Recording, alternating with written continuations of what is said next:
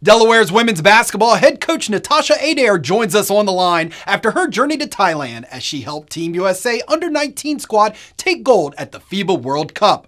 Coach, congratulations. What did it mean to you to represent Team USA? To be able to represent the United States, to be an assistant coach on this team with elite coaches and elite players, and you learn from one another. You motivate the players no different than you motivate your own, regardless to the fact that they were some of the best in the country. You still had to tell them to box out, and you still had to tell them, to lock their elbow in on their shot. But what you took away from everyone in this group was a competitiveness like no other. There was a will in each one of those players and obviously coaches to win and to leave it all on the floor. And so just very excited to be a part of that and to learn from such an elite group and to feel accomplished, obviously, at the end of that long kind of 3.5-week trek, to be able to say, you know what, we made America proud and we came home with the goal. Coach, what one moment throughout the whole journey stood out to you the most? I would just say the willingness, if you will. I mean, you have all of these people you get picked and now you're here. And, we're playing against countries that some of these teams have been together for 5, 6, 7 years. And there was that chemistry, that cohesiveness. You piecemeal this team and you're like, okay, go win goal. And so it took, for the players, their ability to adjust on the fly, coaches, our ability to adjust, and for us to really come together as a unit shows that it can be done. Coach, is there any difference in the style of coaching when you're with Team USA and when you're with your Blue Hens?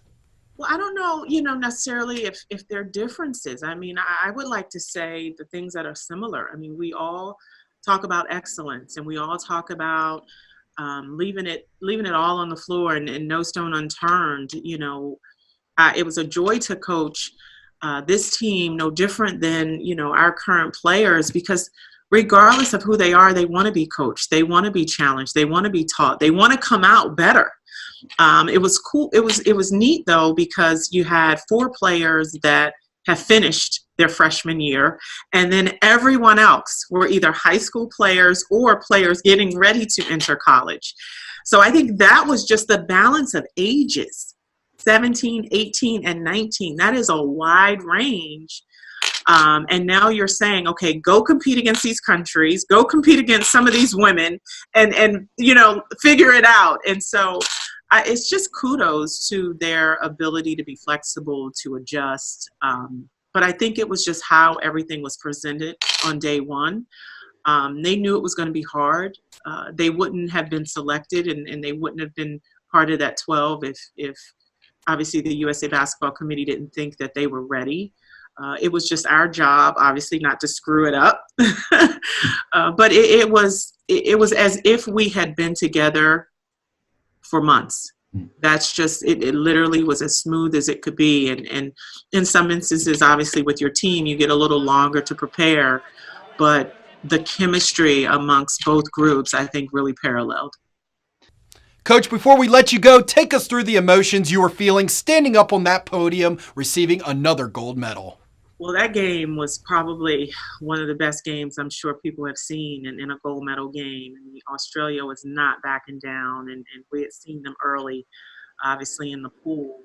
And we had trailed pretty much that whole game, and it literally came down to a call that went, obviously in our favor. And then, we got into that huddle, and Coach Walls drew up something masterful, and then we were able and fortunate to go into overtime, and we knew at that moment that we had new life, and you just saw the energy, you saw the adrenaline. I mean, we had parents and fans. I mean, people were cheering, and parents who had made that trek all the way to Thailand to cheer their children on, and I mean, the energy was no different than the Bob, if you will. It was just electric. And to come out of that on top to be able to stand up on that podium, confetti falling down, gold medal placed around your neck, and listening to the national anthem. You know, we hear it all the time, but it's nothing like standing there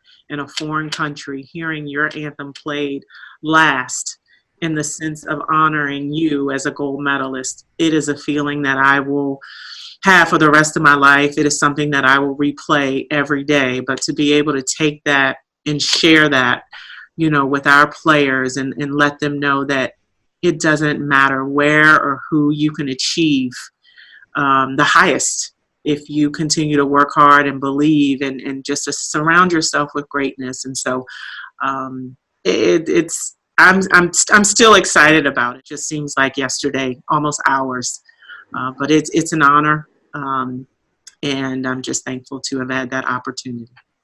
Coach Adair, thank you for taking time to take us through that experience. Good luck the rest of the offseason, and look forward to seeing you and the Blue Hens on the court later this fall.